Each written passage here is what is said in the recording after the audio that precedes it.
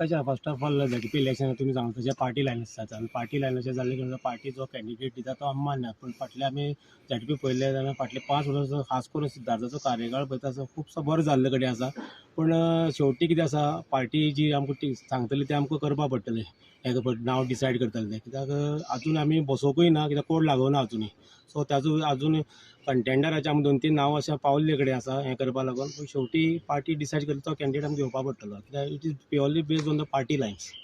आतां हे फावटी मोस्टली हेच आसतलें म्हणल्यार आतां सिद्धार्थ आशिल्लो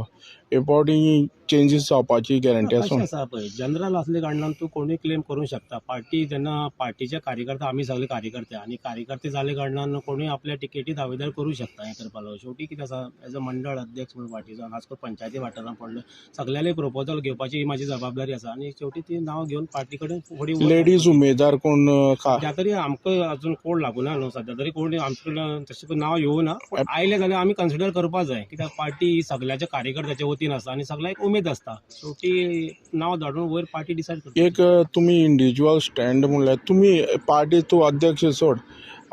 तशें तुगे स्टँड कितें आसतलें पळय कशें आसा इंडिविज्युअल जेन्ना पार्टी आसता तेन्ना इंडिविज्युअल घेवंक शकना सगळ्याले कलेक्टीव डिसिजन घेवन ते आमी फुडें व्हरपा जाय हें करपाक एज अ इंडिविज्युअल म्हणून हांव डिसिजन घेवंक शकना